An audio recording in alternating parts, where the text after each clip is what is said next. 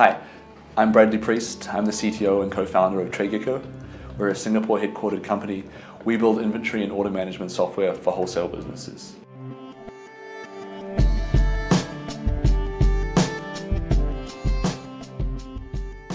A venture capitalist is a fund, so it's a one or more people that manage other people's money, so usually other people's money. So they'll go around, they'll raise a round of funds from investors, bring it in, and then their job is to go around and talk to companies and find them to invest in. And so they'll typically invest larger amounts of, reasonably large amounts of money, with kind of talking hundreds of thousands up.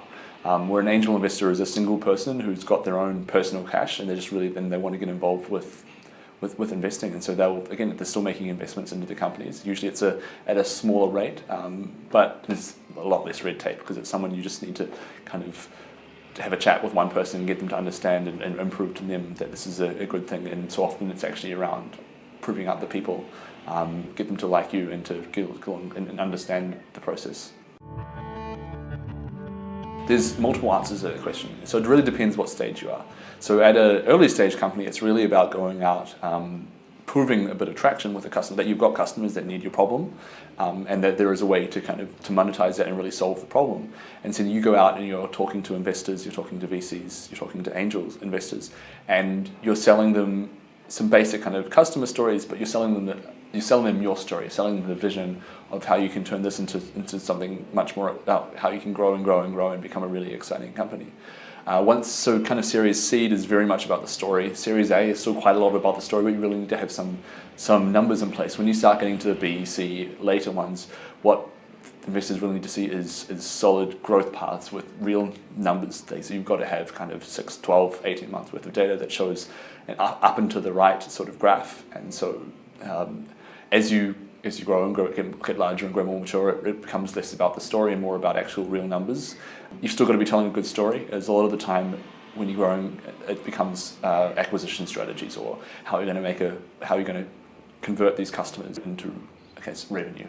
It really depends on the stage you're at, but really you've just got to tell a good story with, depending on where you are, backing numbers to prove out your story.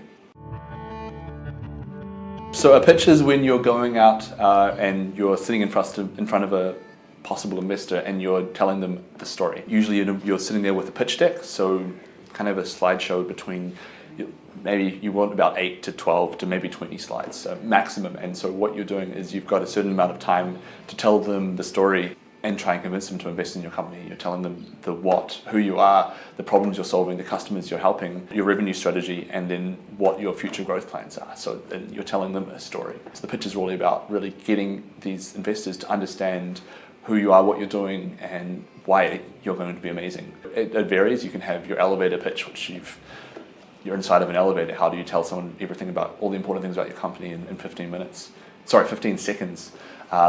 Versus the longer ones where you actually get to sit down with investors and explain to them exactly what you're doing. Don't lie, tell the truth. I think it's number one. I see too many ones where people kind of conflate things. It's always going to come back and bite you in the ass. Be very clear. You need to give a clear indication of what you're doing. Most of the time, people you're talking to have done this dozens, if not hundreds of times before, and they've seen all of the possible tricks in the book, and they can tell when you don't know the answer, when you don't have a clear plan. And you don't have to have all the answers. In fact, it's better, if you don't know the answer to something, be honest. Say, I don't know, or that's a great question, I'm going to go find out and I'll get back to you. But the worst thing you can do there is lie, because you will get caught out. Just be honest, be clear, and be excited yourself. They can tell if you're excited about what you're doing, and that's such an important part of it.